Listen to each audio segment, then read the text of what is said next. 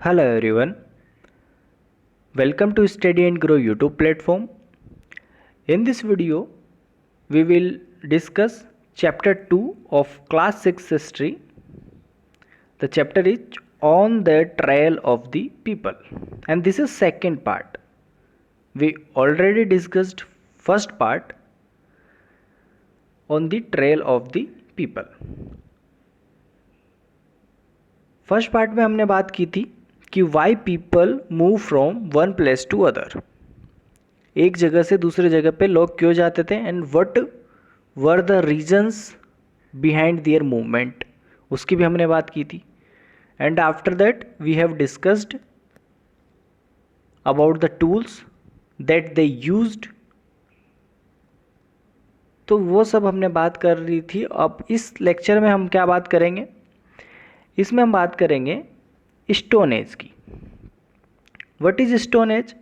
Stone age का मतलब यहाँ पे ये है कि जो पुराने लोग थे वो टूल्स के रूप में स्टोन ही यूज़ करते थे, स्टोन को ही शेप देते थे किसी तरह से और उसी को ही पेना बना के, तीखा बना के, तिकोना बना के they used stone as a tool.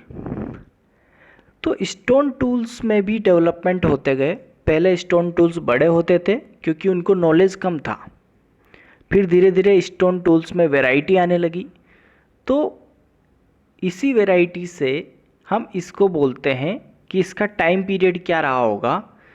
तो उसी टाइम के हिसाब से जो पुराना टाइम था उसको हम तीन पार्ट में डिवाइड करते हैं. फर्स्ट है पैलियोलिथिक, सेकेंड है मेसोलिथिक और थर्ड है Neolithic. I repeat, Palaeolithic, Mesolithic and third is Neolithic. अब इस टाइम पीरियड को हम डिवाइड करते हैं तो 2 million years ago to 12,000 years ago, 2 million साल से 12,000 साल तक का जो टाइम पीरियड था, जो सबसे बड़ा टाइम पीरियड है, उसको बोलते हैं पैलियोलिथिक पीरियड.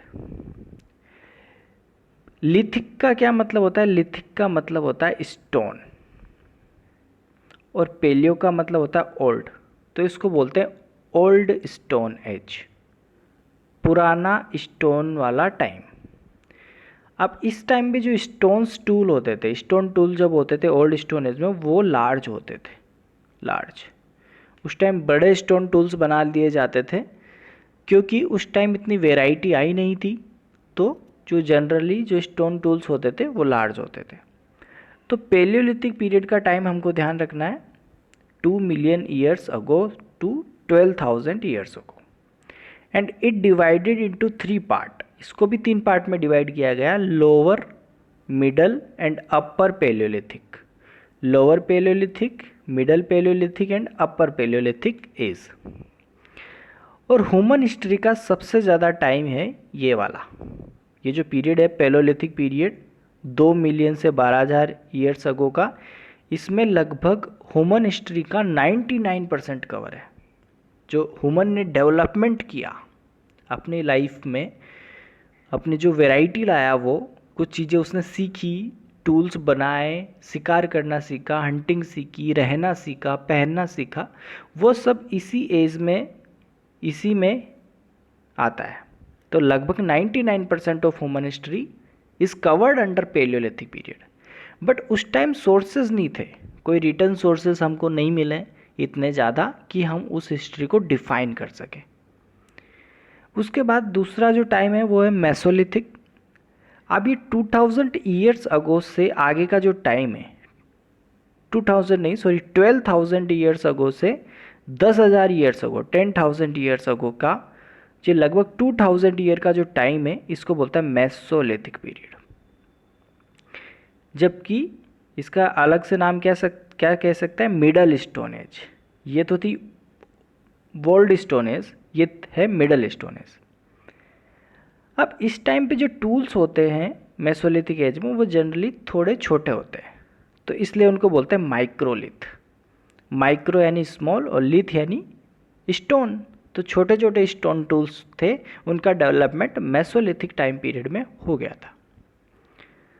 जनरली क्या होते थे, ये टूल्स थोड़े छोटे होते थे पैलियोलिथिक के कंपेयर में, टाइनी, छोटे छोटे.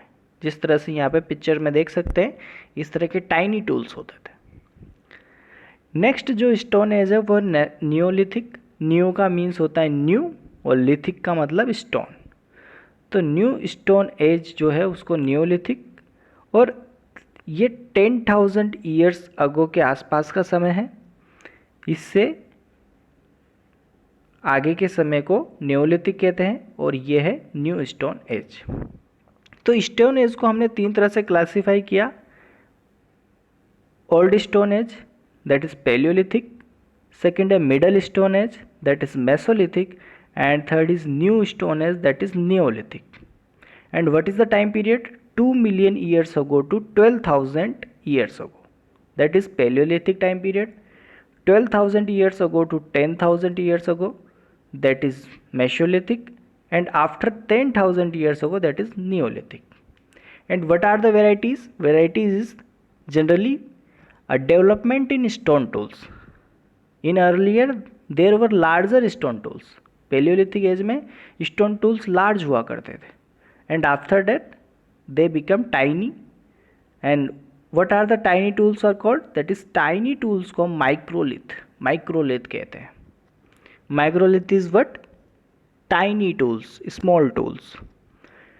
और न्यूलिथिक एज में तो ऐसा भी होने लगा था गाइज कि इस एज में जो टूल्स थे उनकी वैरायटी इतनी ज़्यादा हो गई थी कि कुछ टूल्स पॉलिश्ड हुआ करते थे, या फिर कुछ टूल्स में लकड़ी के हत्थे लगे होते थे, हैंडल्स लगे होते थे पकड़ने के, बोन्स के हैंडल्स लगे होते, तो काफ़ी ज़्यादा डेवलपमेंट हो गया था। तो इस तरह से हम स्टोन एज को डिफाइन कर सकते हैं। इसके बाद सेकंड इम्पोर्टेंट डेफिनेशन है अपनी sites. What are the sites?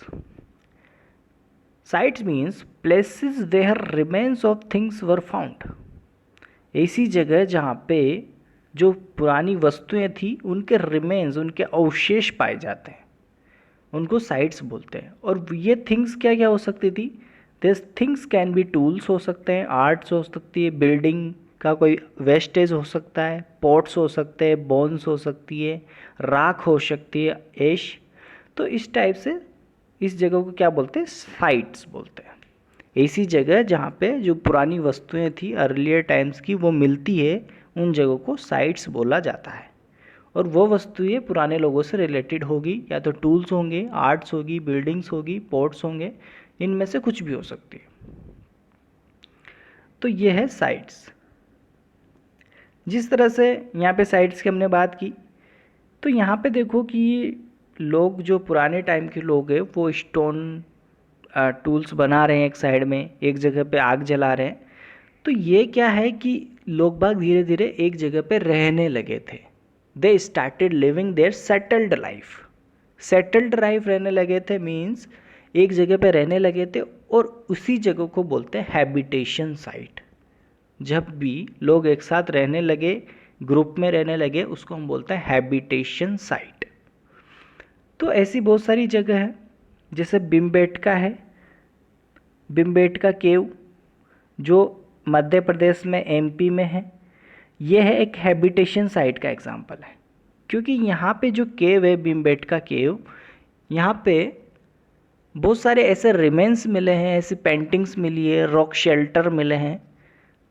तो जे जनरली डिफाइन कि वहाँ पे लोग रहते होंगे, तो that is called habitation site. इसी तरह करनूल केव की बात करें जो कि आंध्र प्रदेश में है, एपी आंध्र प्रदेश में है, वहाँ पे ऐश के रिमेन्स मिले हैं। जो ऐश बनती है वो किससे बनती है? फायर से। तो जनरली यहाँ पे फायर उस टाइम यूज़ करते होंगे लोग, तो इसलिए वहाँ पे अभी तक उसकी ऐश पड़ी हुई है।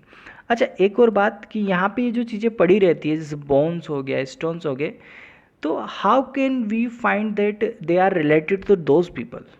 तो आर्कियोलॉजिस्ट क्या करते हैं? उनकी एज पता करते हैं। कार्बन डेटिंग एक मेथड होता है, तो कार्बन डेटिंग से उनकी एज पता लगती है और उससे पता करते हैं कि ये कितने साल पुरानी हो सकती है। तो उसी साल के पीछे जाके हम पता करते हैं कि ओल्ड स्टोन एज का टाइम था या न्यू स्टोन एज था या मिडल स्टोन एज था, तो उससे हम कंपेयर करते हैं। तो इसी तरह हैबिटेशन साइट में क्या क्या होगी? एक तो भीमबेटका होगी, और फायर का डेवलपमेंट करनूल केव्स में माना जाता है। उसके बाद रॉक पेंटिंग्स होती है, रॉक पेंटिंग से भी हमको पता चलता है, जैसे बहुत सारी जगह पे हम देखते हैं कि इस रॉक पेंटिंग को हम देख के पता कर सकते हैं कि आसपास पीपल के हाथों में जो चीज़ें हैं, इसके हाथ में तीर है, बो है, तो बो एंड एरो है और भाले हैं, तो इनसे क्या करते थे, ये एनिमल्स का हंटिंग करते थे। तो the activities that they done are represented on the walls of the caves.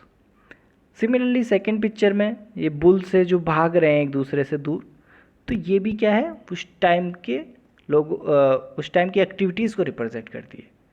Secondly यहाँ पे एक और पिक्चर देखो कि इस पिक्चर से कोई भी इंसान देख के बता देगा कि जो एक आदमी है किसी जानवर के पीछे भाग रहा है, और कोई भी जानवर के पीछे भाग रहा है तो जानवर उससे डर के आगे भाग रहा है, एनिमल। तो एनिमल आगे भाग रहा है, इस मीन्स ये इसको कुछ नुकसान पहुंचाएगा, तो ये इसका हंटिंग करेगा। तो रॉक पेंटिंग्स भी हमें उस चीज़ के बारे में बताती है कि उस टाइम के लोग क्या क्या एक्टिविटीज़ करते थे। तो इस तरह से हम इन चीज़ों को समझ सकते हैं। तो that is end of this chapter. तो we have completed chapter in detail. In next class we will discuss chapter number 3rd. Thank you guys.